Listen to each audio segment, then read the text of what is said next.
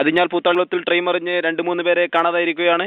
ഇപ്പോൾ അതിന് വിശദീകരണം നൽകുവാൻ കുട്ടൻ, നാട്ടുകാരനായ കുട്ടൻ എന്ന വ്യക്തി നമ്മുടെ ഫോണിലുണ്ട്. ഹലോ കുട്ടൻ, കേൾക്കാൻ സാധിക്കാമോ? എന്താമോ ഇപ്പോൾ അവിടെ സംഭവിച്ചുകൊണ്ടിരിക്കുന്നത്? കേൾക്കാം. ഞാൻ കുട്ടനാണ്.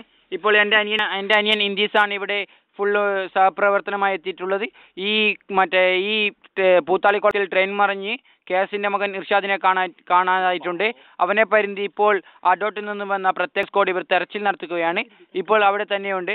ഇപ്പോൾ ഞങ്ങൾ കുഞ്ഞത്തലശ്ശേരി മകൻ തക്കാളിയും കാണുവാനില്ല എന്ന് പറഞ്ഞുകൊണ്ട് അവിടെ പ്രത്യേക സ്ക്വാഡ് ഇവിടെ എത്തിയിട്ടുണ്ട്. ഇപ്പോൾ എനിക്ക് പറയാനുള്ളത് കഴിഞ്ഞു. ഞാൻ ഗൂമൻ ചാക്ക് കൊടുക്കാം. ഹലോ, ഇപ്പോൾ ഈ ദൃശ്യത്തിൽ കാണുന്നത് പോലെ അനേകായിരം പേർ ഇവിടെ തെരച്ചിൽ നടത്തുന്നുണ്ട്. ആരൊക്കെയാണ് അവർ? അവർ കുറച്ച് പേരുണ്ട്.